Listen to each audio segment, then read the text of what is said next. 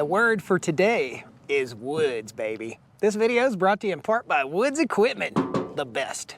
Hey there folks, this is Josh, Stoney Ridge Farmer. Welcome back to another awesome day off the Stoney Ridge Farm, but with my piece of equipment.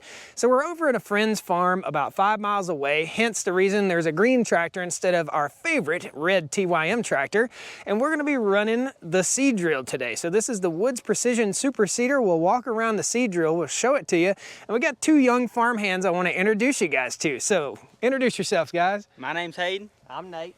These guys are gonna be running the seed drill, loading it up and doing all the work today, and I get to film, which is awesome. That's a good part of loaning out a piece of equipment like this. So before we even get started, guys, a big shout out to Mr. Butler's class. Everybody in the class, let's wake the school up here. Woo! Come on, guys. Yeah, give it to me.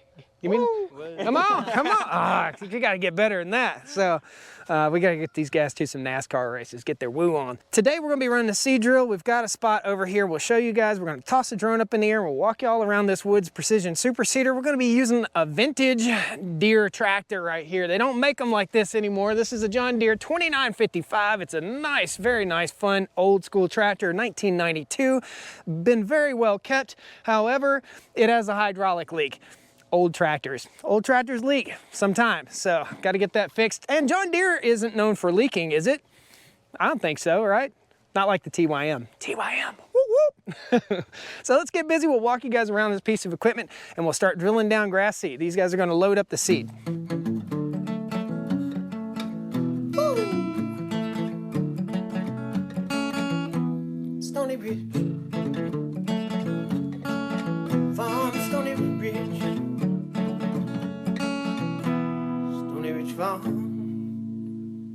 Woo. So as I said, this is the Woods Precision Super Seeder. This is an awesome piece of equipment for your farm. We'll be overseeding part of our farm probably later in the year, but I've loaned this out to my buddy who's got a piece of bare land up here. I'll walk up here and I'll show you. We're gonna be drilling a seed rate of about 150 to 220 pounds to the acre of contractor mix, okay? So that is gonna be about 80% fescue and about 20% annual ryegrass. Now, I advise these folks, and this is the land we're gonna be drilling it down on right here. I advise them to get the spring mix, not the fall mix. Now, typically you'll put down the millet mix. So it'll be 20% millet, 80% fescue. But instead, they accidentally got the wrong thing. So we're gonna do the wrong thing today and we'll see how it does. We'll give you guys a full report on that in the future. Let's take you around the seed drill and show you. So this is the bare spot that we're gonna be seeding. It's about 2 acres, 2.5 acres, something like that. Probably gonna take every bit of 45 minutes. Back to front, this is the Woods Precision Super Seeder, Oregon, Illinois, made in the USA. Woods just means quality. This is a PSS 72, and it's a little different than any seed drill you've probably ever seen before. You've got 3 hoppers right here. This is warm season grasses and native grasses. This is for like fescue grasses and cool season grasses, and this is for clover seed. We'll open this guy up right here. Big lesson learned, guys. Never, ever, ever, got a kickstand right there, by the way. Never leave grass seed in your hopper. And at the end of using any seeder, always go in with a little shop vac and vacuum all this stuff out, because it will get moisture in there, it will sprout, and it will rust out your equipment. So know that for sure. There's a little kickstand right here. Each one of these has a nice little door. This one's a little different. If you don't secure this and this thing's loaded with seed, it will flop and bounce and your seed will come out, okay? So you wanna make sure it's closed. This is our cool seasons and cereal grains. We'll crank this guy up. We also have a kickstand here. We'll raise that guy down with our kickstand, just like so. We've got an awesome chart right here. And this is what we've got it set at. I think we're set at 3/4 and we're looking at tall fescue. So we're gonna be making an adjustment. That would be 98 pounds to the acre. We wanna move it on out to about 150 pounds, so that's 1 1/8. Here's how it adjusts. Okay, we're coming down here. There's a little measuring tool right there. Loosen this handle. Oh, right there. And we go on out to the 1 1/8 mark. just like that. Snug her back down, and then our fescue grass seed will fall down through each one of these little chutes right here, and it goes down and gets pulverized into the ground with this spiked roller right here. After the spiked roller, well, we'll show you the front side in just a second. This is where our clover seed would go if we had clover seed in there, and that's our adjuster for our clover.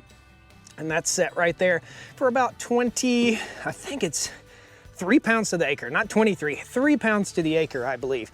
And again, there's a chart. So let this guy down. You can see this has little rods in it, and that helps to keep it from clogging up right there.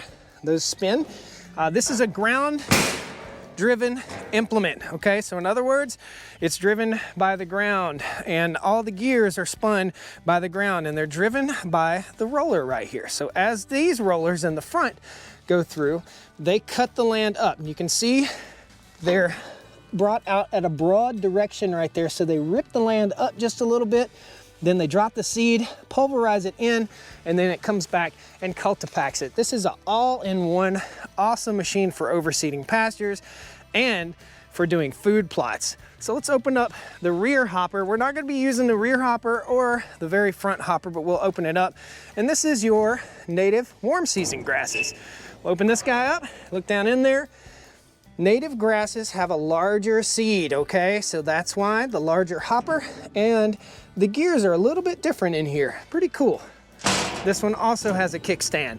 It's fully adjustable by this arm right here, and this goes in the float position. So the way this thing works is it just cruises along with the contour of the land, the undulations.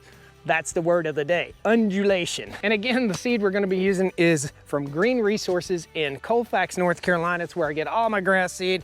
Those guys don't pay me to tell you, but I tell you what, they are the suppliers to the contractors. That's where you want to go get your seed for your pasture, for your lawn, for anything. You wanna go where the pros go, for sure. So we have 79% tall fescue and 19% annual ryegrass. Again, this is not the recommended drought-tolerant mix that I would use on my property. I've learned lessons in the past in using this. So if we have a wet spring and a fairly wet summer, it will do absolutely awesome. If not, it won't. So you want to seek out the contractor mix for summertime if you're going to do this in the spring. So spring seeding, you want to seek out the mix with the millet in it, because millet will grow on a rock and it's very drought tolerant. These cool season grasses like annual ryegrass and tall fescue don't grow so well in drought conditions. Once they set down roots, they can hold it, but without setting down roots. And that's what you want the first 3 or 4 months, is setting down roots. So let's get busy, fire the tractor up, load this critter up, and get her done.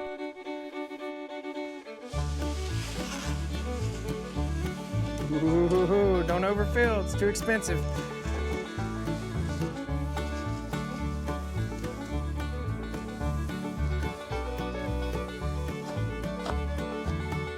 If you fill it too full and you hit a bump, it will bounce out. So you can see this, guys, you can waste a little bit of seed, but we're learning here, right? Yep. We're all learning every day. Guys, there aren't a whole lot of young people that are really into this farm thing. So if you find somebody who has the aptitude and is interested in farming like this, definitely get them to help you, for sure. Give them that opportunity, for sure. I didn't have that opportunity as a young man. I just had to pick up hay bales.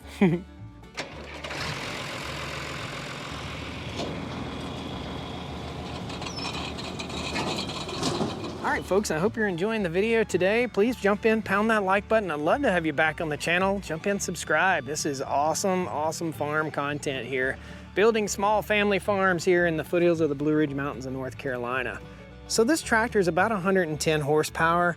I'd say you could probably use anywhere from a 55 horsepower up to the largest tractor you'd like to use to pull this precision super seeder. It does a fantastic job, and the germination rate is so much better with the precision super seeder versus broadcast seeding.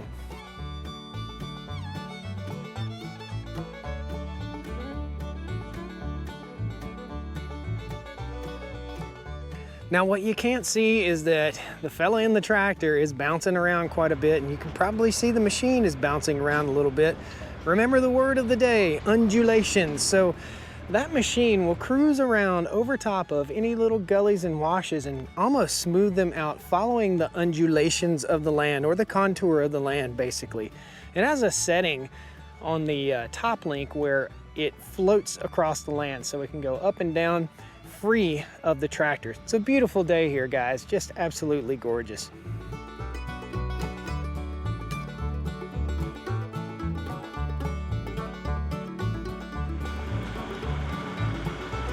I want to let you guys know there are a lot of programs out there, so check your local ag extension office and see if there are any programs that can help you out with your seed, to reseed your land or to plant native species. There's some awesome programs out there.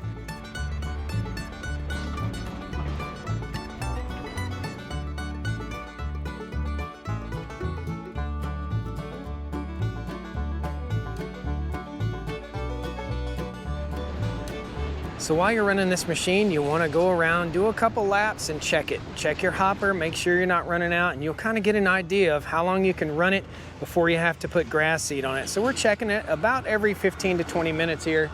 He'll be wrapped up with this field pretty quickly. He's got a couple other pastures on the farm that he's going to do after I'm gone, but I thought I'd help him get a good start and teach him how to use the machine.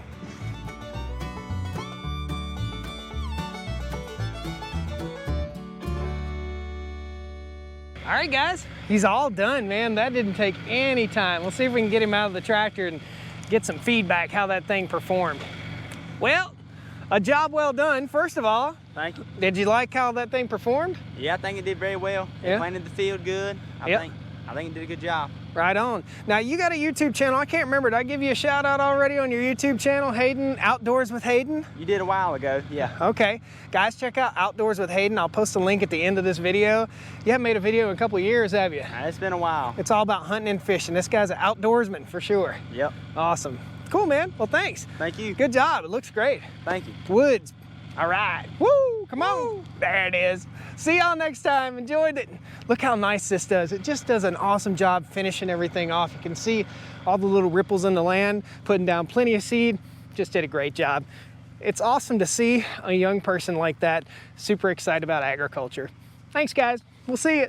Well, come on down to the Stoney Ridge. Bring your wife and bring your kids. We're living life here in